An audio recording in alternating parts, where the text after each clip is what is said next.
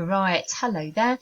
I'm going to talk about dividing a fraction by a fraction, which is going to help you complete exercise C on the worksheet. And hopefully you've watched the last video about dividing a whole number by a fraction. Now, as you can see, I've got 4 rectangles on the screen, each divided up into 12 pieces. So each small piece inside the big rectangle is worth 1/12. Next to my first rectangle, I'm going to ask the question, what is 1/2 divided by 1/12? And to answer this question, I really need to be clear about where a half actually is. So if I look at the big rectangle, a half of it I have outlined in blue. And if I have a look at how many 12ths divide into my halves, there are 1, 2, 3, 4, 5, 6. So I know that the answer there is 6. I'm going to go to my next rectangle along, and I'm going to ask you this time about a half divided by 1/4. Now I'm going to find out where my half is, and of course if I do exactly the same thing as before and outline in blue where my halves are, so I've got a half there, and I must also have a half on the other side of my diagram, and this time I'm going to outline that one as well. So I've got a half and a half. If I think about 1/4 of the whole rectangle, well, one of those blocks, for example, up in the top left-hand quarter, must be 1/4. And if I divide the whole of the rectangle into quarters, I can see that I've got a quarter all the way along here. I've got a quarter over here and down here and down here. I think what would have been better would be to highlight the quarters. Now my question said, what is 1/2 divided by 1/4? Well, in one of the halves I can see there are 2 quarters. So I think the answer to that question must be 2. A half divided by 1/4 is 2. I'm going to look at my bottom left-hand rectangle now, and it asks me, well, I'm going to ask you about 1/3 divided by 1/12. This time I'm going to need to find out where 1/3 of my rectangle is. Now, because I can see there are 12 pieces inside of my rectangle, if I were to split that up into thirds, I believe that there would be 4 pieces inside each division. So if I'm correct, and if I've divided it into thirds successfully, which I do believe that I have, I can see that in each of those rectangles I have 4 lots of 1/12. So a 12th divides into a third 4 times. The last question I'm going to ask you is, what is 1/4 divided by 1/12? So I'm going to divide my rectangle up into quarters. I can divide it in half and in half again. So I can see that 1/4 would be the shaded region here. Much easier to use this shaded region. And I can easily see now that a 12th fits into 1/4 3 times. So my answer must be 3. Now, if I have a look at all of the answers to those questions, I think they've all got something in common. I can see that there's a link between the numbers 2, 6, 12, 3 and 4 and the number 1. Can you think of a link between the numbers that you can see on the page and the number 12? For me, 1, 2, 3, 4, 6 and 12 are all factors of 12. So there must be a way we can do this, and it's related to the rule that we found in the last video. Remember that we always started with a whole number in the last video, but this time we're starting with a fraction. But had we started with a whole number, remember that we were multiplying by the inverse of the fraction we were dividing by. If this is true here, we would be doing a half multiplied by 12 over 1. Well, 1 times 12 is 12, and 2 multiplied by 1 is 2. 12 divided by 2 is 6. Our rule seems to work. Let's try it for the next one.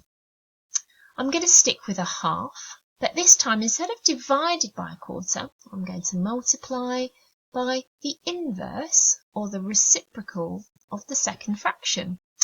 So I've got a half multiplied by 4 over 1.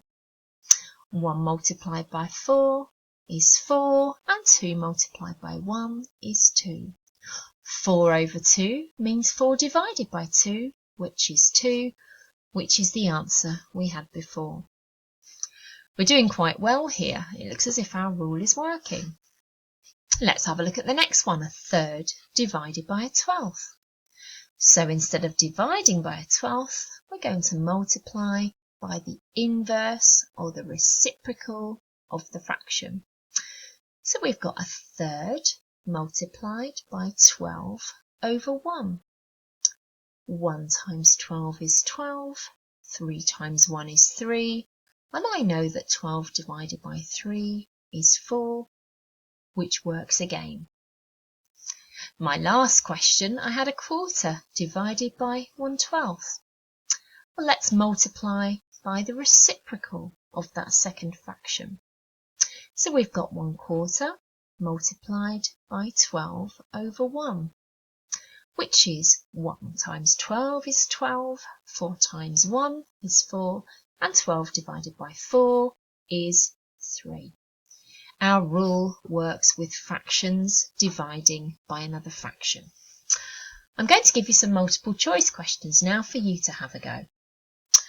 Okay, here's your first multiple choice question. It says a third divided by a fifth. Please choose A, B, C or D. Pause the video while you think. Okay, so I've got 1/3 divided by 1/5.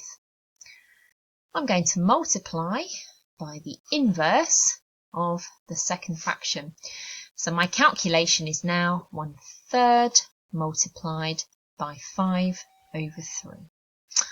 1 multiplied by 5. Oh, sorry, I've gone wrong. Okay, let's rub that out. I thought I was going wrong. Right, okay. So my calculation is 1/3 multiplied by 5 over 1. That's better. 1 times 5 is 5, and 3 times 1 is 3. My answer is 5/3, and I can see that answer C is the right one. Let's have a go at multiple choice question 2, which is here. 4/7 divided by 4/6. Please choose your answer, A, B, C or D. Pause, and I'm going to explain. Okay, so 4/7 divided by 4/6. Well, I'm going to switch colours because I quite like switching colours. Instead of dividing, I'm going to multiply by the reciprocal of the fraction that we're dividing by. So that means it's going to be 4/7 multiplied by 6 over 4. Now if I want to, I can multiply the numerators together, and 6 lots of 4 is 24, and 7 lots of 4 is 28. But if I look at the answers, there doesn't seem to be one matching this, so maybe I should have simplified before I started multiplying. Or alternatively, I could see that I could cut those numbers both in half to make 12 over 14. So I divided them both by 2. If I have a look at the answers, A, B, C or D, I can see they still don't match, but I've also noticed that I could divide both of those numbers by 2 again.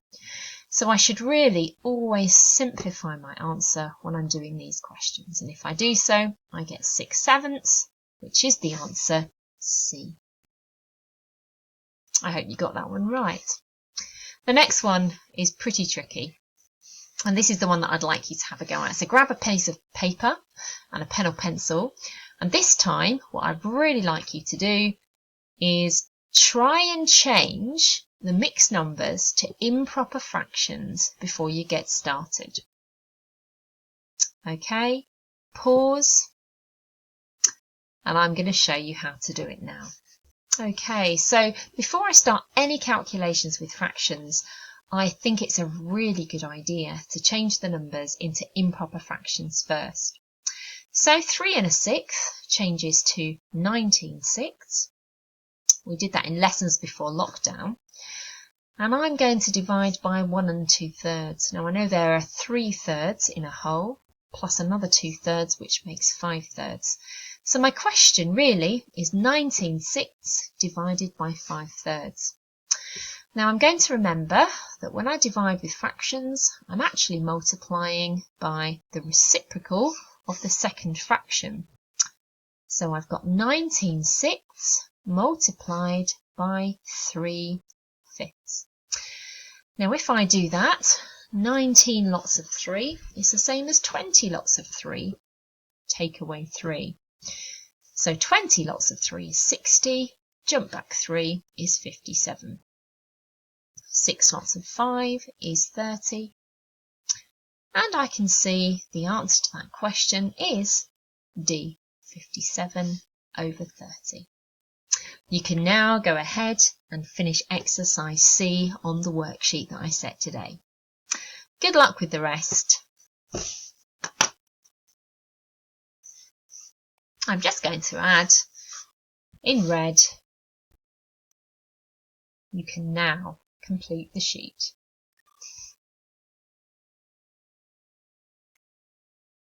Don't forget to self-mark it.